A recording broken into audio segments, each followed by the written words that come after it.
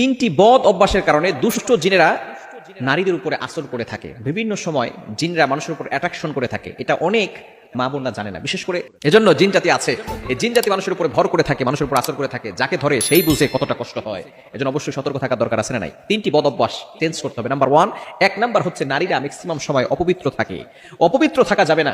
অপবিত্র থাকলেই কিন্তু জিনরা বেশি আসর করে থাকে।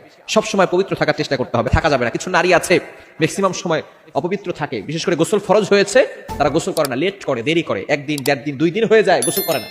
গোসল ফরজ হয়ে গেছে, গোসল করে না। খবরদার, এটা করা যাবে। 2 নাম্বার, আমাদেরকে সবসময় স্মরণ রাখতে হবে, যারা অতিরিক্ত রাগ করে তাদেরকে জিন জাতি বেশি অ্যাটাক করে থাকে। অতিরিক্ত রাগ করা যাবে না। অ্যাঙ্গার পারসন, কিছু নারী আছে দেখবেন খুব রাগী, কিছু নারী আছে খুবই রাগী। তারা যখন রেগে যায় তখন যে কি করবে কোনো কুল কিনারা খুঁজে পায় না। 3 নাম্বার, অবশ্যই টয়লেটে প্রবেশ করার সময় মাথাটাকে ঢেকে রাখতে হবে এবং স্মরণ রাখতে হবে একটা দোয়া আছে, আল্লাহুম্মা ইন্নী আউযু বিকা মিনাল খুবসি ওয়াল খাবাইথ।